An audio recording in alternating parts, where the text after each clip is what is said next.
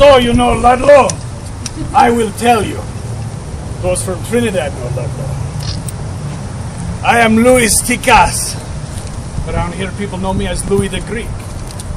I was the leader of the Ludlow tent colony. You see, in September of 1913, 100 years ago,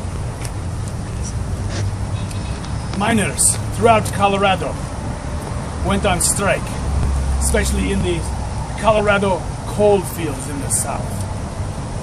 Overnight we were put out of our company homes and we had no place to go, so we moved our wives and our children to Ludlow, where the United Mine Workers, my union, had tents for us to live in.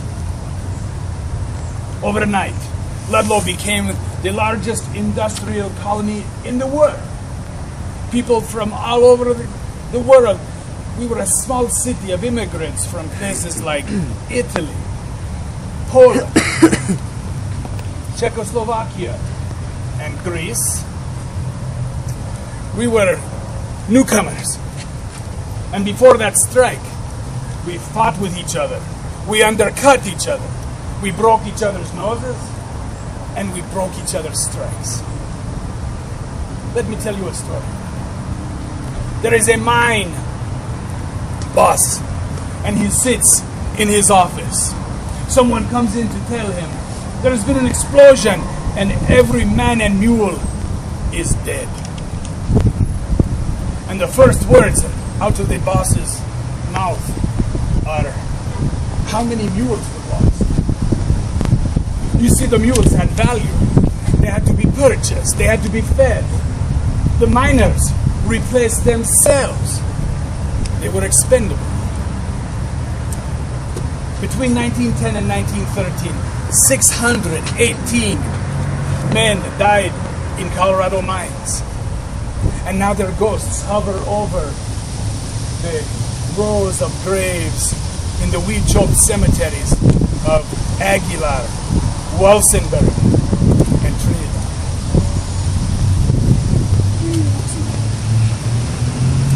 It might surprise you to know that I, Louis Ticas, union organizer, was once a strike breaker. Yes, I was desperate for a job, any job. So I took work as a strike breaker at the Frederick mine up north. I hated it. It was like a prison. They put a fence around the mine to keep us in and the strikers out. Finally, I was fed up and I led a walkout. And we all joined the union. And that's how I became a union organizer.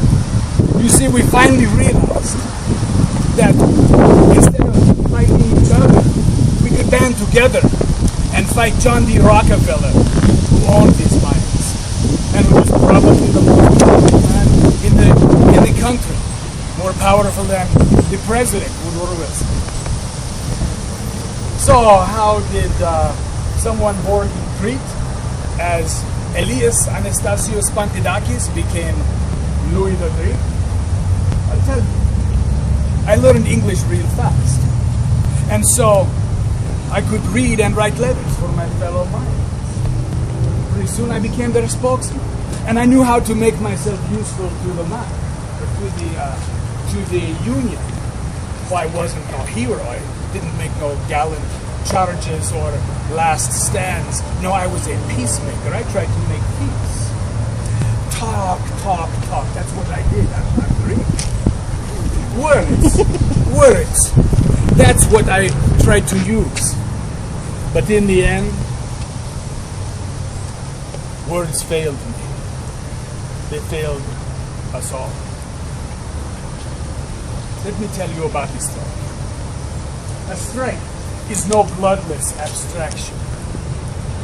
No, a strike is a simmering, festering sore caused by pent-up grievances, like being cheated at the company store, bad work and low pay, dangerous conditions, ethnic slurs, broken legs and crushed hands. A strike is watching your children and your wife starve. We hated living in that place. When we first went on strike in September, we thought, oh, we'll be back to work in a month. Well, soon it was winter, almost Christmas time, and it was cold. We spent all night keeping the snow off our sagging tents, and all day trying to find rabbits or whatever to shoot, and we were always hungry. But this particular strike was different. It was something meaner and bloodier. Like all war, it was called the Colorado Cornfield War, and like all war, it was made up of murder, mayhem, muggings. I was arrested and spent 2 weeks in jail with no charges against me. They promised to let me go if I would just go back and use my fellow Greeks to go back to work. No way! Well, so the governor, he sends in the Colorado National Guard to keep the peace, some peace. All hell broke out. On April 20, 1914, the National Guard attacked us with a machine gun, and they set fire to our tents. 20 people died. More than half of them were children. 2 women. It was called the Ludlow Massacre. I too was killed. They never found my murderer. I was shot in the back 3 times.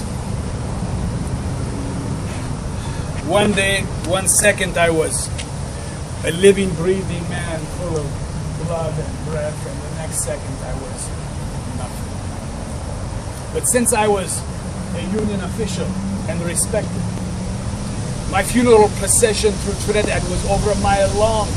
It went down Commercial Street, across the Purgatory River, and up to the Knights of Pythias Cemetery, where my grave has long since been split. And now, I am nowhere and everywhere.